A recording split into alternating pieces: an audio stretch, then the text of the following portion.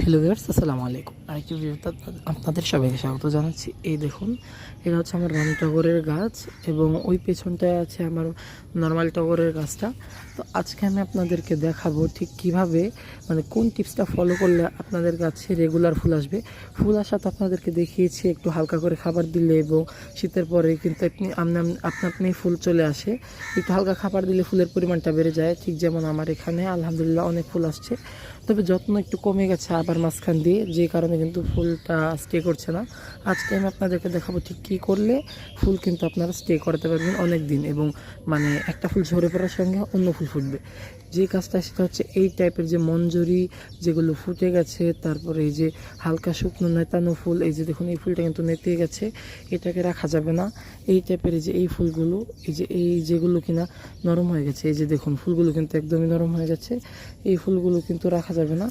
এই যে দেখুন যেগুলো কিনা ঝরে পড়ছে, এই ফুলগুলো তুলে ফেলতে হবে এবং এগুলোর বোটা সহ তুলে ফেলতে হবে। তাহলে কিন্তু এই নতুন ফুল আসার একটা টেন্ডেন্সি তৈরি হবে। তো এটাই কিন্তু টিপস, বেশি বেশি ফুল আনার। এই টাইপের যে নেতানো ফুলগুলো সেগুলোকে অবশ্যই তুলে নিতে হবে। আর একটা ফুল 2 থেকে 3 দিনের মতন সতেজ থাকে, এরপর কিন্তু ফুলগুলো নরম হয়ে যায়, তখন কিন্তু এই ফুলগুলোর কোনো দরকার নেই। তখন আপনারা ফুলগুলো তুলে দেবেন এবং যখন দেখবেন যে সম্পূর্ণ মঞ্জুরিটি ফোটা শেষ, মনে করেন যে পুরোটা ফোটা শেষ, তখন কিন্তু এই পুরোটাই ভেঙে দেবেন। তাহলে সাইড থেকে যে দেখতে পাচ্ছেন নতুন পাতার কুড়ি, ওখান দিয়ে কিন্তু নতুন মঞ্জুরি বের হবে এবং প্রচুর ফুল দেবে।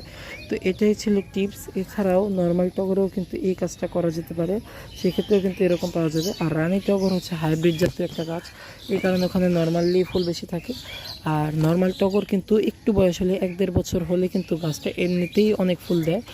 প্রাথমিক অবস্থায় গাছটা একটু কম ফুল দেয় একদম শিশুকালে। আমার গাছটার বয়স প্রায় 2 বছরের উপরে, 3 বছরের মতন হয়ে যাচ্ছে, এই কারণে কিন্তু গাছে আপনি অনেক ফুল আসছে আর গাছটা অনেকটাই ঝাঁকড়ায়। যে দেখুন এই টাইপের মঞ্জুরিগুলোকেও কিন্তু তুলে ফেলতে হবে, তাহলে কিন্তু প্রচুর ফুল আসবে। এই যে দেখুন আমার গাছ ভরা কুড়িতে এবং প্রচুর ফুল, এই 2টা গাছ কিন্তু রেগুলার ফুল দিচ্ছে। আর সাইড দিয়ে দেখুন এটা হচ্ছে আমার নয়নতারা গাছ। নয়নতারা গাছের ক্ষেত্রে এই কাজটা প্রযোজ্য, কিন্তু আমি এটা করি না, কারণ নয়নতারা সাদা ভ্যারাইটি আমার একটাই, এগুলোর বীজ দরকার আমার প্রচুর, এই কারণে আমি আর এই ফুলগুলো তুলে ফেলি না। ধন্যবাদ সবাইকে, আসসালামু আলাইকুম।